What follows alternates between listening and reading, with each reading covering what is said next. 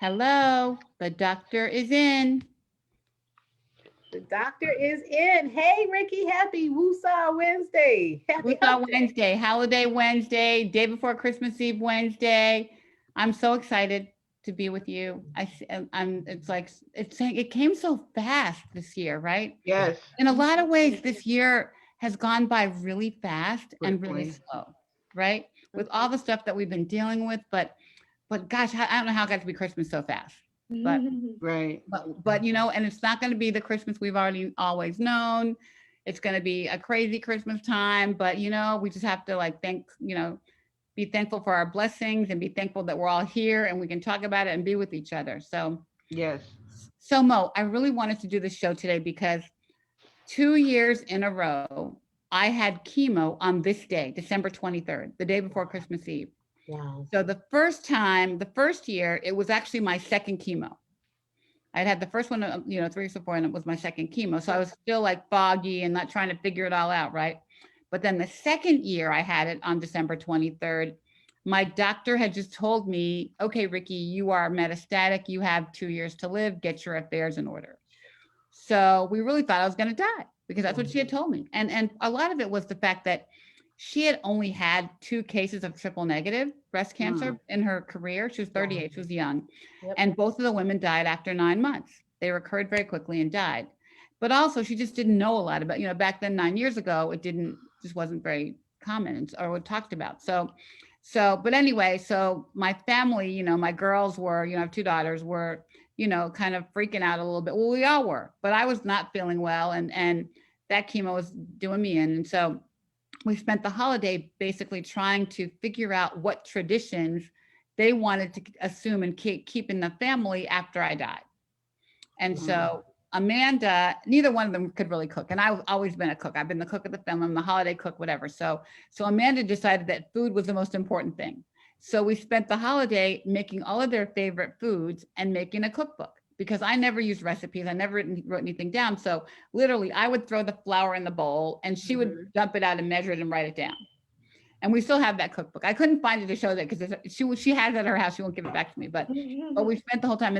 But we thought about all the things that we did during Christmas because it was our tradition that they could then take on and have in the future. But guess what? I didn't die. I'm still That's here. right. Praise Still God. here, still standing. How many years later, Ricky? I How know many years? that was That's 8 years right. ago, my 9-year survivor. So 9 I years. still That's have my right. Santa hat that I've had. This hat is 28 years old. Wow. And so they were fighting over who was going to get it if I died.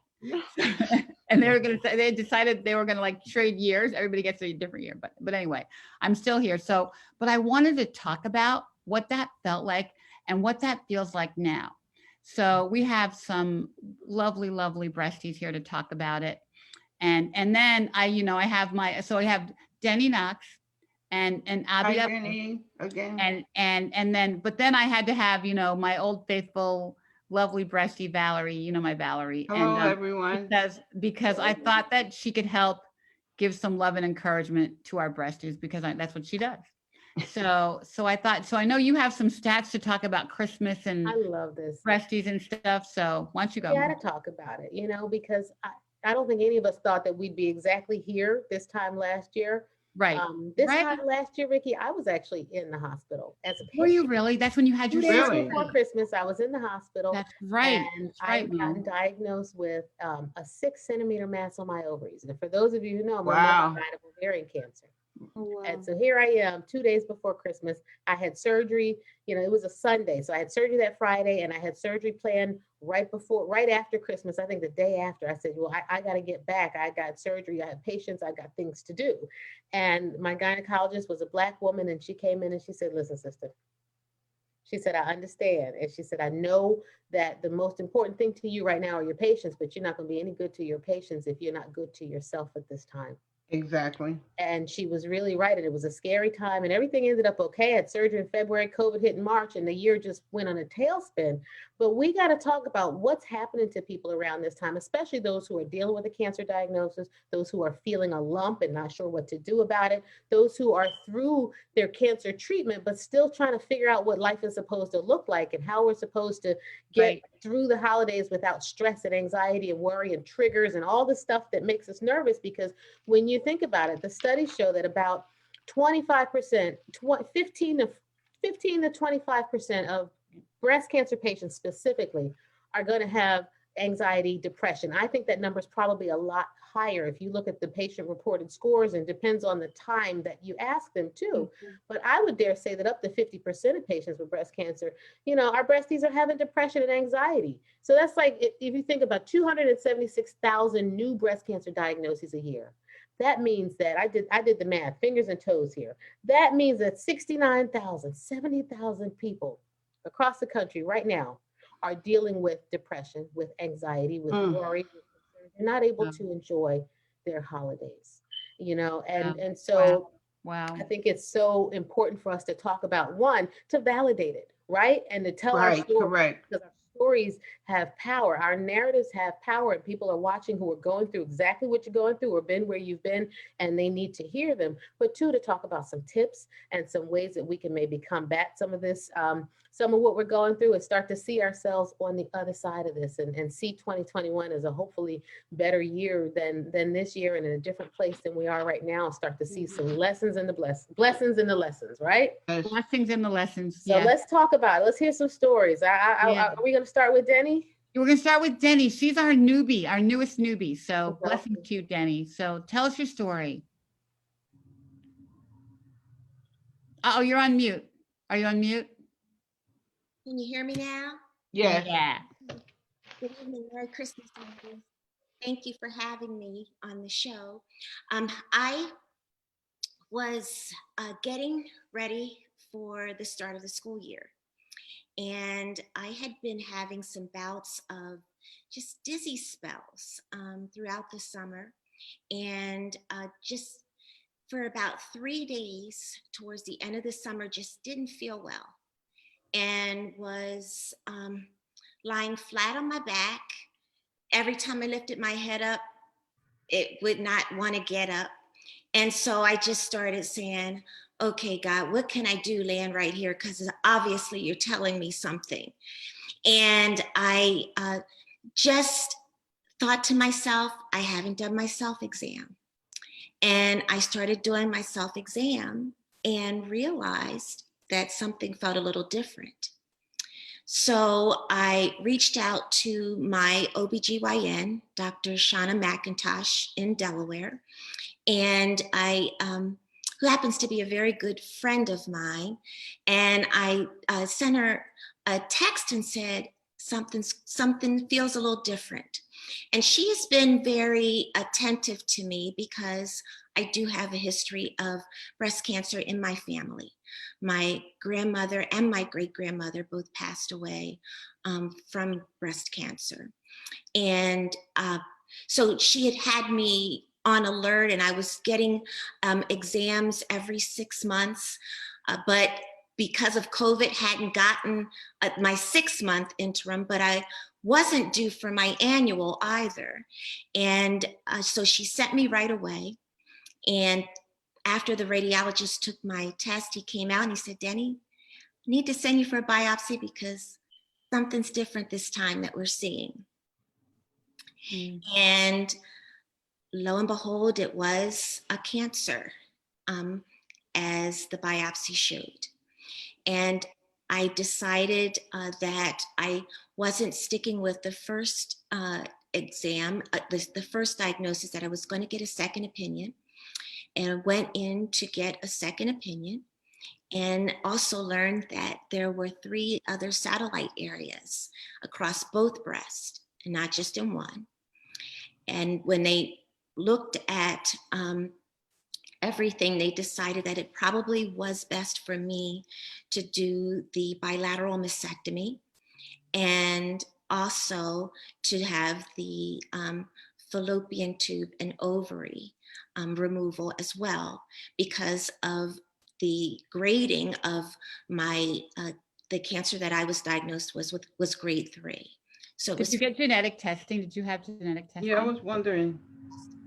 I did have genetic testing, but the original genetic testing was inconclusive. And when I went for my second bout of genetic testing, the at the Abramson Center, they found that I should have that it was genetic, that I needed to really go ahead and have everything preventative done as possible. But I was being told that if you do these things, that you will not have to have chemo. You should be fine. You will. You At first I was told you go in, we take the area out. You won't even be an overnight, and maybe a little radiation, and you'll be good. Then it graduated to the mastectomy, then the bilateral mastectomy, and now, after 6 weeks of post-surgery, I just was told this week that I now have to go through chemotherapy, which is what I will begin next week. Did you So have she any got your positive? ANCA score. She got her ANCA score. Mo, can you explain ANCA score? Yeah, so an oncotype recurring score is a genomic test. So there's different types of genetics for cancer, right? So the first test that they did for you that was inconclusive was a test to look for hereditary mutations. All cancer is genetic, but not all cancer is hereditary, meaning the tumor figures out a way to live forever, right? The cells don't die, they keep replicating over and over and over. Something's wrong at the factory and the cells keep growing. But not all those mistakes get passed down generation after generation after generation.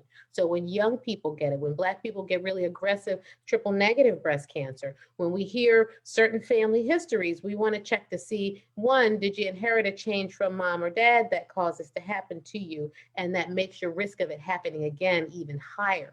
So with a family history of breast cancer, ovarian cancer, I'm higher risk, but with a mutation, I'm looking at 86% maybe lifetime risk of a breast cancer, 60% that it'll happen again. And that's why we change the surgery. When we find out that there's more than flip a coin odds it could happen in the other breast in 5 years, you might do a different surgery. And so that's the first test, the hereditary cancer testing. And people should be asking, everybody needs to be asking their doctors about this, because we can check your genes to see what you were born with and if there are mutations that predispose you to not just breast, but ovarian, uterine, melanoma, pancreatic, colon, stomach, all different cancers. Once we take the tumor out, we then look to see what genes are turned on in the tumor, what bat signals it's sending out to the body, what flares is telling the cancer to happen somewhere else outside of the breast. So that's called a recurrence score. It looks at distant recurrence, not just in the breast, because we can do radiation and stuff to the breast, but what's the chances that's going to happen somewhere else? And if those chances are really, really high because the genes are turned on and they're sending out flares to tell cancer to happen in the liver, in the brain, somewhere else, then they're going to offer you chemotherapy. And they'll say, well, chemo can drop that risk of 40% chance it'll happen somewhere else down to 20%. And if you take an estrogen blocking pill, we can drop it down to 10%. And it helps you to decide how to reduce your risk. And it's unfortunate because, you know, it can be a scary thing to be told at first, oh, we'll just do this. And then it, like the hole just gets deeper and deeper and deeper. And I know as a surgeon, those are the worst types of conversations I have to have with patients too, because what seems like it might not be that aggressive can sometimes come back really aggressive. And, you know, it's good to know though, because if you happen to be one of those people who have a tumor that doesn't look very aggressive, but then the biology says, actually, no, this is really aggressive. Like we want to know that so that we could try to prevent it from spreading, but it doesn't feel good at all. And Dr. Mo, what happens after you have the surgery, after you have the bilateral mastectomy, and then they start taking the lymph nodes out to see, that's just to see if it's spread to other organs? Right. Well, if it left the breast. So nobody dies of breast cancer in their breast. Is once it gets out of the breast, right? It'll go 90% of the time, it'll go to the lymph nodes under the arm. And once it gets to the lymph nodes, it has the potential to go somewhere else. So when we do a surgery, when we do a lumpectomy, we just check maybe 1, 2, 3 lymph nodes. And if there's cancer there, well, you're going to get radiation to your breast because we only took out the lump and left healthy breast tissue behind. So we can radiate the breast, we can radiate your armpit. When you do a mastectomy, hopefully you're getting off that table cancer free. So if there's any cancer in those lymph nodes, they got to take all the lymph nodes because you might not be getting radiation thereafter. You might, but it helps to get rid of all the cancer that is potentially there. So sometimes they end up taking one, and if they find out there's more, they take more, and you can end up with, you know, less lymph nodes. Right. If I had 10 taken out and they found seven cancer in 7 There's of mine. anywhere from 10 to 30 under the Right, arm. They're right. like a cluster of grapes under there. And when we Yeah. sample them, you just pluck the bottom grape. And if you find that there's cancer in the bottom grape, you keep climbing up the vine. Yeah. I have 5, and there was traces in one of them. Yeah. But when Denny called me the other day and told me about, the change in her treatment, I said, that's for the good because you could have I didn't have that opportunity to have that testing. But that's so that clearly it's not going to be fun to do chemo, but at least you know what you're up against and you can fight it like a girl. Yeah. And But Jenny, did you have any positive lymph nodes? my estrogen was positive, and so was the progesterone positive, and the HER2 was the one that was negative. Okay. And Denny, how many kids do you have? I have 4. 4. How old are they? 21, 18, 16, and my baby turned 12 yesterday. Oh, You're a wow. busy woman. Busy woman. Mhm. Woo. All right. So Abby, tell birthday. your story. Yes. So I have always had dense breast tissue. So even before I turned 40, I had an incident where I felt a lump. I think I was 38. It was in 2015. And so I went in. At that time, they told me it was no cause for concern. And then when I turned 40, I had my first mammogram, my second mammogram, and there was it was very dense. And so they immediately referred me to the breast center here in Maryland, at University of Maryland. And so I had been seeing a surgical oncologist, I think, Mhm. since that treatment, who told me to come back in 6 months. And the 6 months was during COVID. And so they had canceled that appointment. So I went in June, and right away, I was there for a really long time doing the mammogram, and they sent me across the hall to the surgeon, and he said right then and there that there's something unusual here, and he did a biopsy. It was on a Friday, and he was going to get back to me on Monday with the results. And unfortunately, he confirmed on Monday that um, it was cancer. Um, I was hopeful right away, like Denny, that it would just be surgery, since I felt that, I had been going to routine appointments. I did miss the appointment in March because of COVID, but I was hopeful that if I get in, do the surgery. My worst fear was chemo. I just didn't want to have to do chemo. So I was hopeful that they'll get in there, get it out, and I won't have to do anything post surgery. He said that it was looking like stage 1, and I learned later on that you can't really say the staging until after surgery. I think I'm saying that right, Dr. Mo, right? It's after surgery that you really know, what the stage is. And so, Yeah, before surgery, they call it your clinical stage. That's like your Right. working diagnosis. From what we know so far, here's your stage. But right, after surgery and they check the lymph nodes, that stage can change if the tumor's Right. bigger, if it has certain features, if the lymph nodes are positive. Yep. exactly. So I think when they went into surgery, it was bigger. There were several areas. Um, and then one of the 13 lymph nodes that were removed was positive. I elected to have a bilateral mastectomy. Again, my thinking was I've always had breast tissue. It seems like, I keep going back, for these mammograms. Let me just get the surgery, get all the breast tissue removed. So with the one positive lymph node, was um, I was shocked because I just didn't want to do chemo. And I struggled with the decision whether or not to do chemo. I read up on the oncotype testing, but my medical oncologist said that regardless of what the score was, because of my age, because of the positive lymph nodes, and because of the grading, she would still recommend chemo regardless. And so I just I didn't think there was any point in doing the oncotype testing since How old are you, Abby? I was 41 at the time of diagnosis. I am 42 now. So the thing is with that oncotype, there are different tests besides oncotype that look at tumor genes. A lot of them were not done initially on younger women. And so when we talk about who should get this and how can we apply this, most of the studies initially were done on postmenopausal women, and all young women got the more aggressive treatment because we assume that their tumors are more aggressive because they got it because they were younger and because they also had a longer time to live. And so you would Right. see younger people getting the more aggressive treatment. And I think that is changing, but it's really important to have that conversation with your oncologist because, sometimes your tumor is more aggressive. And no matter what a test tells you, you treat the patient.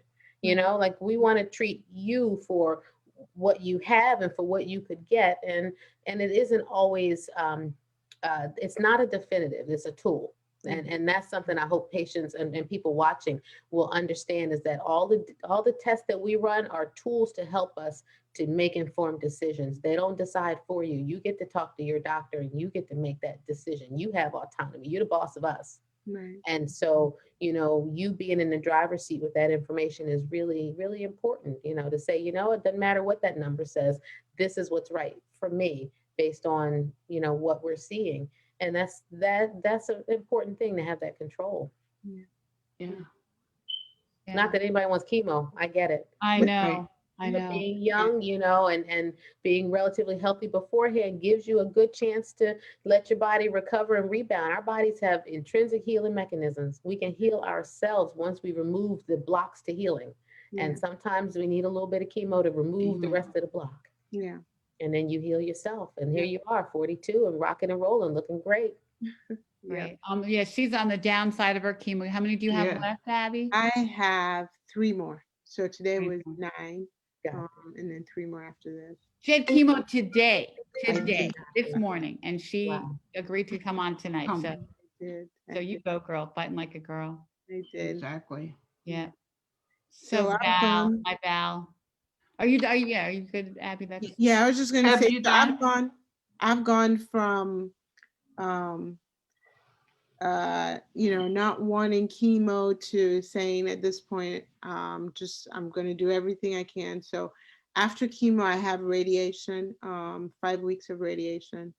So I'm trying to take everything so I could just put this all behind me. So that's my mantra today.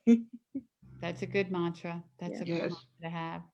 Well, Yeah. well, with me, Jen, I was in the shower back in December of 2017, and just always checking my breast, and I found a lump. It may have been like 2 weeks, a week and a half before Christmas, and I found the lump, but I didn't tell my husband or I didn't tell my children about it because my husband and I we was planning a trip.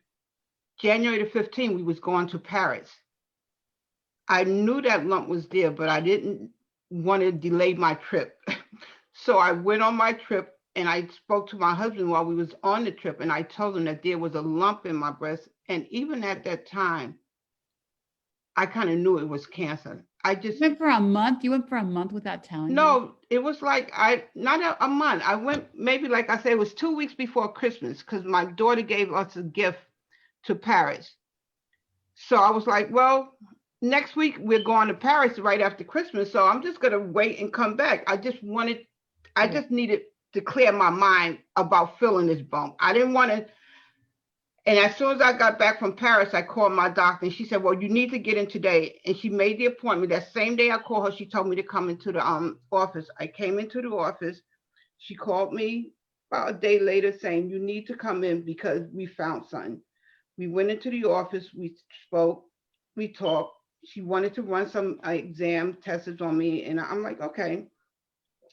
So we did all that, and basically everything went really quickly after that first visit with my doctor. It maybe had took me like 4 weeks before I was having surgery. I was diagnosed January the 26th, and I was doing all my tests. Within 2 weeks. I did a CAT scan, MRI, everything that they needed to do. And then maybe a week later, I was having surgery because she gave me options. She was saying you can have the lump stuff because it was in my left breast.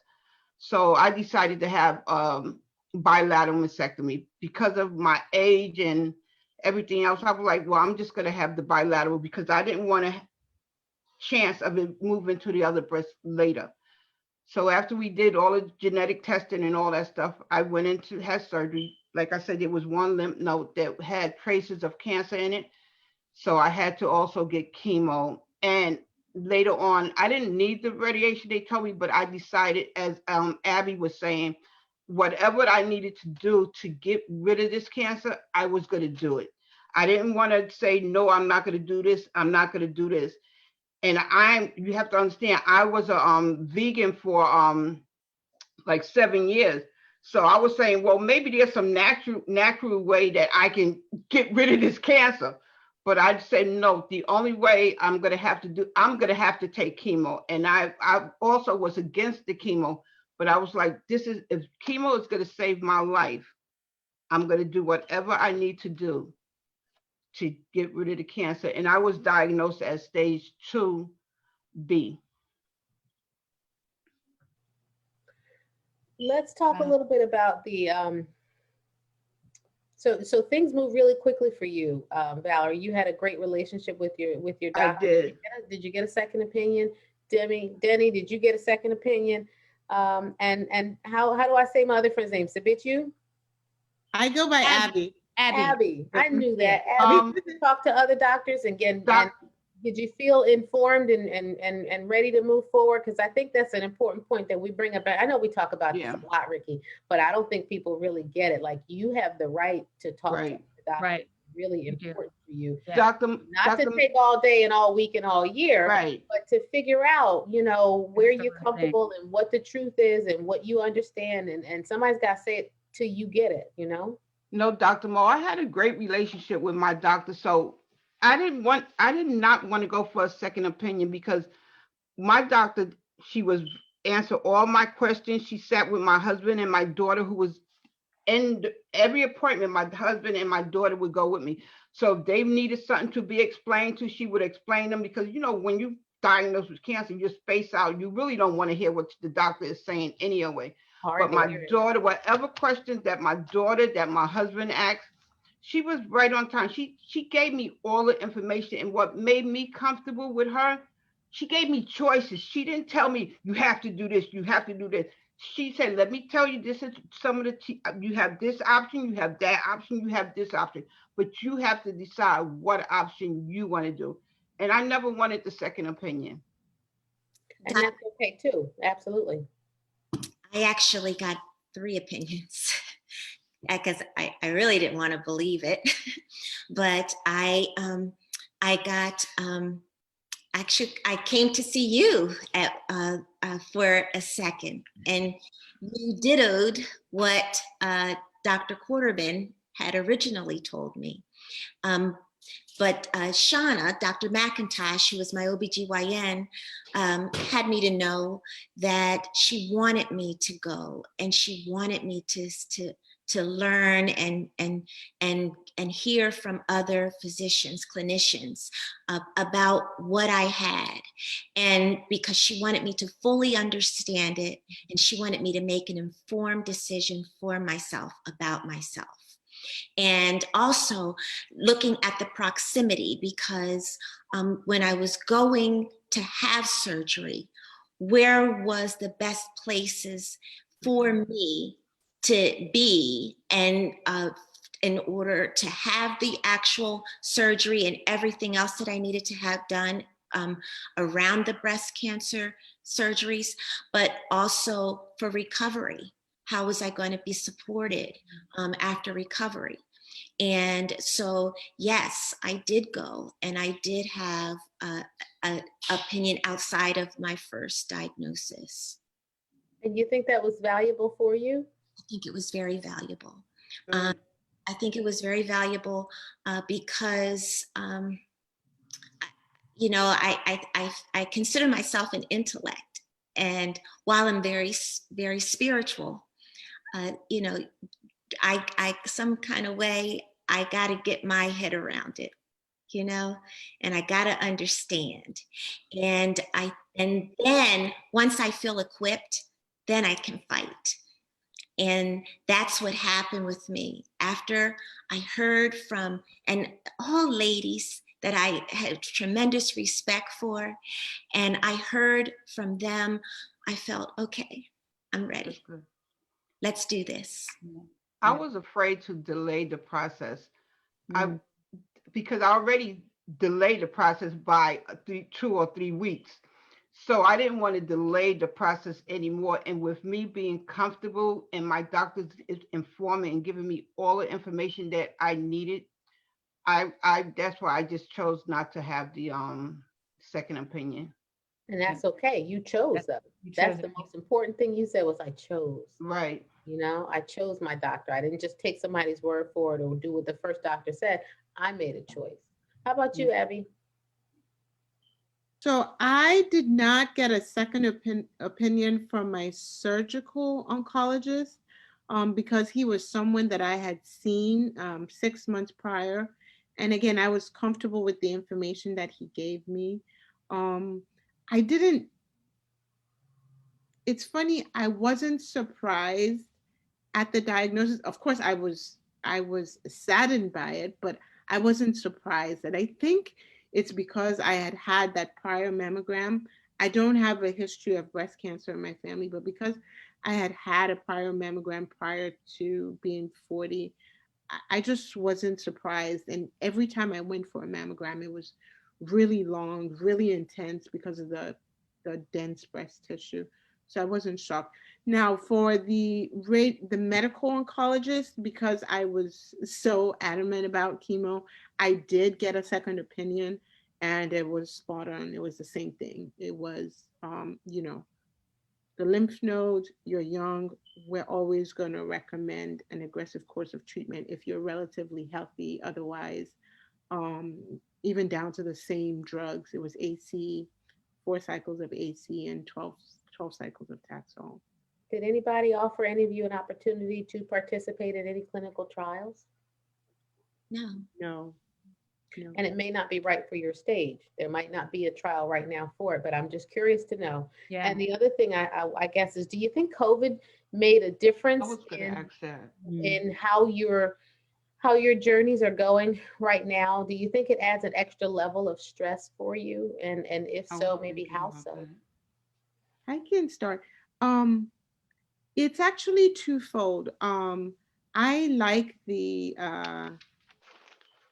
solitude because in general I would be out and about, and it's a time for me to hide all the physical side effects of chemo, um, which really is, I haven't lost weight. I've been able to maintain my weight, which is good.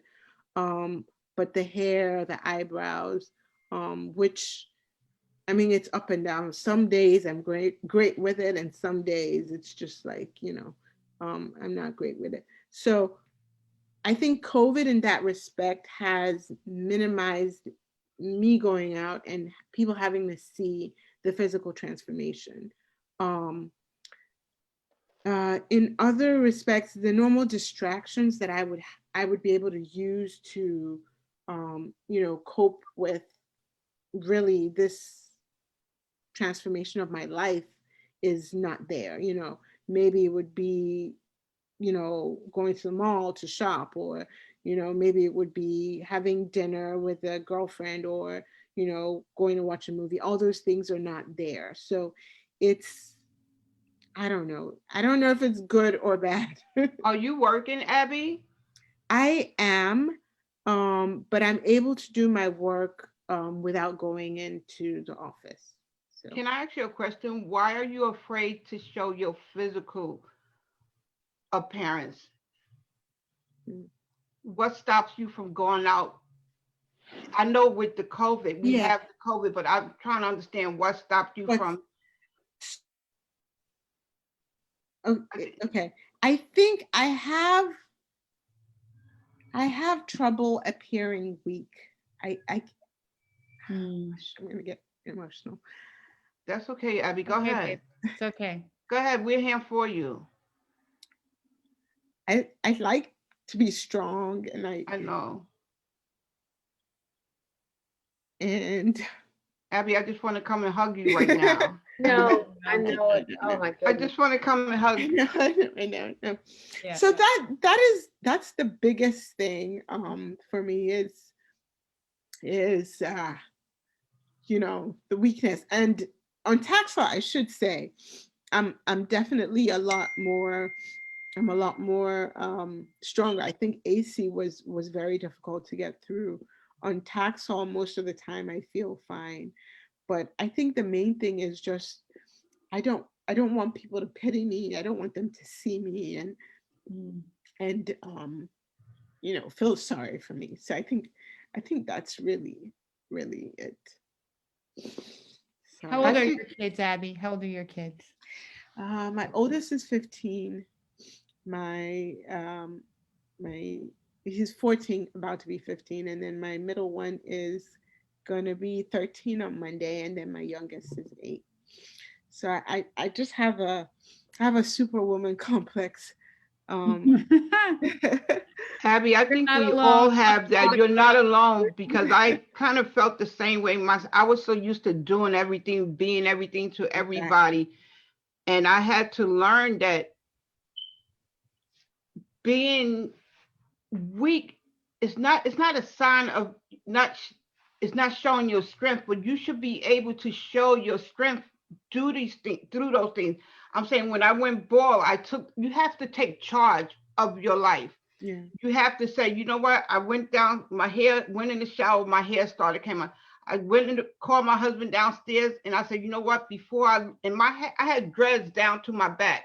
yeah, I told my husband, yeah, shave it, take it away, because I wanted to keep some type of control. yeah, So when you go out, even in your to go out to the mall, be proud of your baldness, be proud of what you're going through, because even I was just talking to my sister today that as women we always looking at our physical appearance, and I know we want to our hair, our breasts, that's what we worry about a lot of time, but we have to think about that doesn't that's fine. make us who we are. It's our character that's inside of us.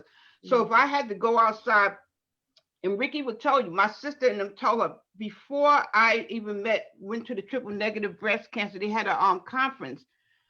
I would stay in the house and I didn't want to go out. But after that conference, I began to shine because I was like, I'm not doing this anymore. I have to stand up and fight for myself, not only for myself, but for my family. So just take charge because you still have young children. yeah, I would jump in here too and say, thinking about myself this time last year, I didn't want to be admitted. I refused to be admitted to the hospital. I couldn't even walk to the bathroom. I was in so much pain. I ended up Mm, getting admitted to the hospital and feeling weak and feeling vulnerable. And what I know now, I guess, about strength is Yeah. that part of part of strength, right? Like a really big part of strength is being able to be vulnerable. yes. Because Yeah. no matter what happens to you, and Abby, I'm talking to you especially, but no matter, and you too, Danny, for what you're going to be going through, no matter what happens to you, you're not going to come undone. You're not going to fall apart. You are going to come through it stronger. You are going to have Yes. some challenges, but you're going to have a whole lot of lessons and you're going to be able to help a whole lot of people for what you've been through. But knowing that there's Exactly. nothing that can happen to you that can break you and that your you-ness is not defined by these. That Right. does not define you as a woman, as a person, as a Black woman, as a human, as a mom, nothing. And being able to be vulnerable and sit in that space allows you to heal and not to keep all that in, because that's a root of disease. That's where a lot of things happen that don't have to happen to us, and our blood pressure's up and we're not sleeping good and all this stuff Mm-hmm. that happens as a result of this diagnosis. When you can sit in that space and say, this sucks and I'm sad and I'm hurt, and be there and write about it, journal about it, call somebody, call one of us. yeah, And we'll, let you be in that space. You're gonna come out of it. I promise you, you will. You know, your superwoman is not because you don't show vulnerability. You're going to show your girls and you're going to show your kids that I can be vulnerable. Mom can be broken and mom can get back up the next day, put her big girl panties on and go to chemo. And Yeah. you have to understand that we're all humans and we all have feelings. And it's okay for you to get angry. It's okay for you to cry. Yeah. It's okay for you to yell. Yeah. It's okay for whatever you Have a need to do meltdown. to get over this. But what you need to do is don't stay there too long. Yeah. You need to get up and I'm going to say, put on your big girl panties and keep it moving. Because you don't want to stay in there because we're as being women, I say most women are strong women anyway. And we have been in more challenges than this. This cancer is not going to kick my butt. And I refuse to let this cancer validate who I am or how I'm going to live my life. You have to say, this is what I'm going to do and do it. And it's do it in steps. Yeah. You take And every I day. had one of those moments 2 weeks ago. Yeah. I called Ricky on my way back from chemo, and I had a meltdown. I think. Yeah, it's okay. Yeah. Okay. What'd I tell you? You said- did. You said, let it out, just pull over.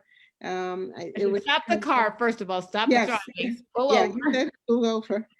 Pull That's a over, big one. and I just broke down. And again, that was one of my treatments was postponed, and so I thought I was going to have to miss that treatment, but it was added to the end, and then the realization of radiation. So yeah, so I do. Whenever a wave of emotion hits me, I definitely allow myself to stay in that moment and just feel it, because I know it's therapeutic. It's good for me to get it out. So Yeah. but I do also, right now, I feel like I have to just go through the steps. I don't want to wallow in why me, why, like, and also it's every time I go to chemo, it's still surreal to me that I'm here, because everything, just kind of like you, Valerie, happened so fast. I had my diagnosis in June. I had my surgery July 28. I started chemo August 28. And so it's just boom, boom, boom. And some days I'm just like, I can't believe this is happening. This is me, you know. But you have to remember, I don't know how religion or because I'm a believer in Christ. Right. And I know that God, whatever purpose he's going to use me for, let him use it. Because, and I know my children used to get a little upset even when I was going through chemo. I used to always tell them, if I live, I live. If I die, I die. But I want you guys to remember that God is still God and that he may be using me for some other purpose. And I've been out 2 years now. And I never thought that I would be here and speaking to other women with cancer or I have been so many places to show support to my other breasties. I'm not a speaker. I'm not a person that, okay, I'm very kind-hearted and I love people, but I never thought I'd be in front of people speaking about cancer. And God has a purpose for each and every one of us that's gone through this, because there's millions and billions of women that's going through cancer, and he's going to use each and every one of us in a mighty way. And you have to remember that and keep the faith. Yeah. I think you used the right word, Abby, as it being surreal, because it kind of feels like an out of body. Yes. At that word associated with my name. Absolutely. Just didn't Right. seem, and it still doesn't seem right. Yeah. But I am a firm believer in all things working together. And when we speak about COVID, it was my children that actually helped me to look on the bright side of that, because I'm usually everywhere with them. I'm usually doing my landlording business. I'm at UPenn in my entrepreneur program. I'm doing all kinds of, just Energizer Bunny. Right. And I think the COVID actually God used in a way to put things in place for me. Whereas my children are around. They're doing remote school. So I didn't have to make sure they were in a classroom at a certain time. And then during the week that I was in surgery, that was when the second wave of everything else being shut down. My one daughter's an ice skater, the ice skating rink was shut down. My one daughter's a gymnast, the gym was shut down. My son's football game, they cut this football season short. So it made me look and say, okay, Lord, I see you are allowing for me to have the time I focus on me. Yep. And Yep. See Denny and that? Abby, is it really difficult now that it's Christmas time and you're actually going to start chemo and you're going through chemo? What is the emotions you have with this holiday season? We got to go through Christmas, you had to go through Thanksgiving, now we've gone into the new year. And along with COVID, we got so many things. I'm not even sure if they're allowing you to have someone sit in the oncologist office when you're doing your chemo. So I know at least I have someone sitting next to me. So how are your feelings with that as we go through the holiday season? So I'm not gonna lie to you. My emotions have been everywhere. And I have felt ultra sensitive at times. And it's okay. And then at times I do feel like Superwoman, like I'm doing this. Yeah. And there are times when I just feel very angry because I didn't feel like I was bad to my body. Right. It has nothing to do with that. It's they sure enough don't. About that, and anybody who tries to shame you about that can That's kick right. rock. Because My mind knows that approach. your emotions want to get the best of you. They want to control you. And your body didn't betray you either. That's another one that we internalize that so Right. much. Yes. You know, my body betrayed me. Something tried to kill me. My body tried to. My body turned against me, and it's a hard thing to reconcile when you are separate from your body. Yeah. You know. And that's true because even like I said, I was a vegan. I thought I was eating healthy. I was running 5 miles a day. So I thought I was all that in a bag of chips. And then I go into the doctor's office and they tell me I got cancer. I'm like, whoa. But you know what? Disconnect, right? You know what I've learned? I believe that we have to live in a way that we prepare to be sick. And I know that sounds crazy. It's not like hoping for sickness, but I think you have to live in a way that you prepare to be sick, so that, because that's just inevitable in the society that we live, the things that we are exposed to, the different foods that we make, whatever we are faced with. We have to know that we are prepared in and of ourselves to fight it. And I think that is what I have to look, not at what I didn't do, but what I did do to make me ready for, like, I had been faithful with my mammograms. What if I didn't take them?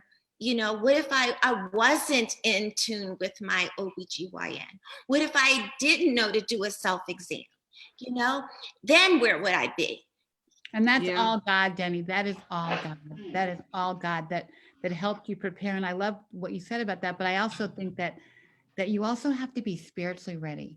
That in your spirit, where you came from, whose child you are. And so if anything happens, you can deal, right? Let me ask you this, Ricky. How do you get there, right? Because I have some folks that I know who are wrestling with this, and the clock is ticking, right? They feel a lump. They got a diagnosis. They're weighing their options. They're waiting for something. How do you get to that point where your faith is activated enough to say, you know what, by the grace of God, I'm going through. No way through it, but through it. And, talk to those people, everybody. Well, I think a lot of it too is that, and this is what I say all the time, Mo, about clinical trials, is do it for your children. If you're not going to do it for yourself, do it for your children, do it for your families. Like, when I watch my daughters make a cookbook, I'm like, well, is that what you're gonna remember me for, the chicken? But that was the one thing that that was what she grabbed onto, Amanda, right? So, but you have to do it for your daughters, but also we are super women. We are Right. badass super women. And we spend all of our time mothering, taking care of everybody. And I think it's like, okay, bam. Okay, Ricky. Okay, Denny. Okay, Abby. Okay, Val, sit down and shut up for a minute and be quiet and focus on yourself. And it's something that it stops you in your tracks because yeah, there is a big disconnect. Like cancer and me, how'd that happen? But it did, and so I think it's you got to just stop. It's just God is telling you to stop, sit down, and figure out what you really want to be in your life, what you really want to do in your life, and show us your fight. Show me your fight. Show me what you got. Yeah, it's so funny because for me, even when I was diagnosed, it was so funny. I think stress played a big Oh my part God. Go in ahead. mine because I just had my company I was working for, we just had a downsize. So I just got downsized and had to leave the company. Um, I was going through, me and my husband was transitioning. We was moving somewhere else, and then I was putting everybody first except myself. And during that downsizing time, I skipped my Mammogram. mammogram.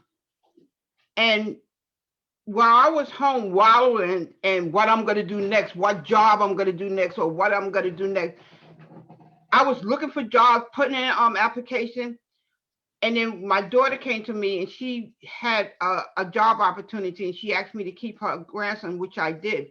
But I thank God for that because it slowed me down enough to realize and listen to my body. Because if I was still working and doing everything else that I was doing, I would never have even probably got that lump until a year later because I just was so caught up in doing everything else. And I think a lot of time we give cancer too much power. We can't continue to. I know I know because I know how I was when I was first diagnosed. But I had to learn what I started doing in my house. I took Bible in my house. I still got some of the verses everywhere. I knew I freaking all the time in my bathroom, in my kitchen, in my wherever it was at. You saw a Bible verse, so right in front of me. So every time I got down in spirit, I read those Bible verses to pick me up, to encourage me. Because even when I first was diagnosed and I went to the doctor, and I wanted to cry. I never cried because I was like, oh, I'm diagnosed, and I'm sitting in my room saying, so what do I supposed to do next? And a little voice in my head said, you know what? You got cancer. You're gonna go through this, but you're gonna come out the victor. And I believe that from day one. I don't know how I got, but God was telling me, you're okay. You're gonna be okay, but you're gonna go through what you gotta go through, and that's what got me through it. Dr. Mo, I think one of the things to share with your patients is um, telling them to give themselves the grace that it's very personal. Yes. That, you know, what I'm saying works for me. What the next person will say works for them. They've got to give themselves the grace to understand what works for them. Yes. And I know with me, like I never appreciated the sunshine more than I do more, right? You know, because the nighttime is when I think I'm most challenged. Yeah. And in those dark hours, there are things that I've had to learn to do personally for me. And that is sometimes writing, it's listening, Right. meditating. I know my parents and grandparents came from an era where a lot of these things were taboo, things that went on with your health and that weren't so good. You didn't talk about them, you kept them quiet. Well, I went public with the people that I know. Me too. And I allowed them to know exactly what's going on just by even being on here is another step, but to know exactly what's going on with me. Right. It gave them the opportunity to feed me. And Amen. there are things Yep. that they have shared and they have written to me and posted, and those things that I may go back and read and say, wow, you think that about me? Then that gives me that much more motivation to keep Mm. going, you know, to the next time. Wow. Yeah. Yeah, It's Yeah. so because much, each so And, much and jewel. I know. it And, you know, is you're because gonna have each some one of rough us days. have our each one of us have our own journey. That's why I always say, even though we all are breasties, each journey is different. Each Yeah. experience is different. None of them are the same. And like you said, we each have to get to a point where we ourselves, for our own personal self, get to the point what works best for us to get us through this cancer. Mhm. And Yeah. give yourself some grace, just like you Yes. said, Give yourself you some know, like grace. Like that she said. Mm-hmm. important part of all of this is that wherever you are, whatever you're feeling, it's okay Yeah. to feel those things, to Yeah. do those things, to have those moments, to process the way that you do, to shut down if you need to do whatever it is, you know, and to get back in touch with yourself. Danny, you said so many rich and wonderful things. I want to put them in the quotes. I'm gonna go back and watch, and I'm gonna put them in the comments because there's a lot of pearls and wisdom. Valerie, you did too. Abby, you did too. What would you say to yourself a year from now? Holidays are coming up. Talk to yourself 1 year from today. Mhm. Tell yourself something. Proud of you. Yes. Yes. Proud of you. Yes. Yeah. I'm proud of you now. So we'll be even Exactly. prouder in a year, you know, you know, it's an accomplishment and you may not feel good every day. You're going to have some bad days. You're going to have some suck wind days, but then you got to figure out when the good days are. And, you know, you got to celebrate the good days, Yep. celebrate them. Vicky, let's give a couple tips, I think, for people who are facing the holidays and having going through their cancer journeys, you know, and there's some things that you can definitely do to get yourself back in the driver's seat so you don't feel like things are spinning out of control as much. And the first thing is I think we got to be realistic, right? You got to make Yeah. realistic plans, either with your family, with your friends, with your budget, with your time. You know, like what can you do? What can't you do? Maybe you can't cook a meal for 10 people. Maybe you don't have it Right. in the budget to buy everybody the certain types of gifts this year. Maybe we're doing Secret Santas this year. Maybe we're waiting till the day after Christmas and everything goes on sale. And then we're going to, you know, take those gift Right. cards that we got and make it happen there. But being realistic about your plans and your time, recognize that no is a complete sentence. Yes. Yep. That No, was a period. complete sentence. It's Yep. a complete sentence. Assessing your energy level realistically and knowing that it's okay to be tired. If you are tired, you should rest because Yes. everything that we do in cancer care damages cells and it makes you exhausted. And it's okay to be exhausted. Get the rest that you need. um, Take time. Like you said, COVID is forcing, if there's any silver lining, it's forcing us to take that time because we can't really travel as much. We can't do all the things. We can't be in the movie theater the day after Christmas, and we can't do, you know, be in the malls. The stores are closed, the restaurants are closed, and we're forced to sit with ourselves and use that time wisely. I think monitoring what you eat is a good thing. And it's not to say that you can't have the stuff that you enjoy, but maybe have it in moderation and throw in some new traditions. You know, maybe we're going to do more berries and smoothies this year. Maybe we'll do brunch instead of a big dinner Right. and being flexible about that stuff. And I think that's the last thing too, is that be flexible this year because it's Yes. not like any of us have ever lived through a global pandemic before. Yeah. There's no roadmap to how to do it. You've never been through cancer treatment before. Mm. There's no roadmap for how to do it right. There's no right way, you Mhm. know? And so wherever you are, however you feel is okay. Give yourself some grace. Yeah. Yeah. And, you know, I think the other thing too is that, you know, a lot of us can't be around our families, even our kids and our grandkids and, you know, people that feel specialists, but, you know, take advantage of FaceTime and Zoom and Yes. technology and, you know, say, let's have a Zoom and, you know, do a couple on Christmas. You have to just do one, like, you know, talk to your family, be with your family. There's ways to do it, you know, that since we can't do it in person, be creative about how you can do it and do that. Be with your family, talk to people, you know, don't be alone. Don't try to fight alone. Be around your kids, be with them and you know, give virtual hugs. But I think just being with the people that you want to be and you know, I say this all the time, get all the cancers out of your life. If there's Just things that are understand. cancerous, they gotta go. Yeah. Mm-hmm. That's a good Things, point. whatever, let them go, let them, and everybody's gonna be fine. But you gotta Yep. let those other cancers go. Now is the time. That's right. To prioritize yourself and get rid of the toxicities. If they're Yeah. toxic relationships and people and things, put yourself First. Put so your far first. first. You know, Toni Morrison Yeah. has this quote. She says, you know, if you want to fly, you got to give up the stuff Right. that Hold weighs you you back. down. You Yeah. got to give up Yeah. the stuff that weighs you down. Yeah. And you, You know, Mo, I actually pulled out one of my favorite things, and I think I sent this to all of you guys at some point. But it's a mantra from Teresa K. Kennedy. She's a Black yogi. Do you know her? And so I'm going to read this to you because this is a good word to think about as we go into Christmas. I live on purpose every day.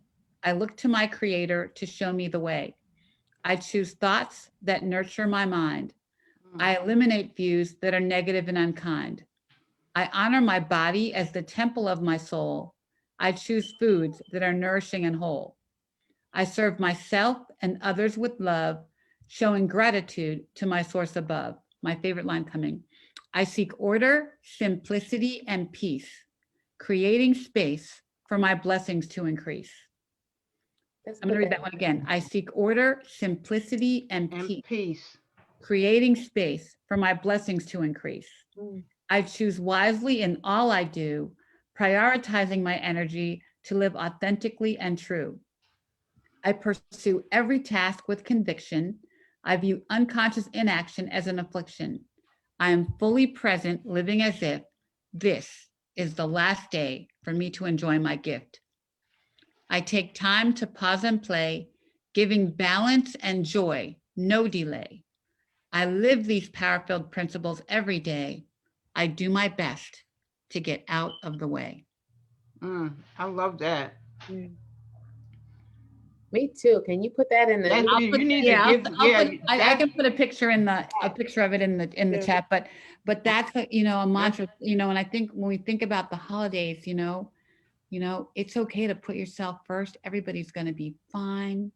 Yeah. Everybody's going to be fine. And you have to just not worry and pray and not worry and pray. You can't do both, right? We talked about that a couple of weeks ago. Fear and faith can't be in the same house.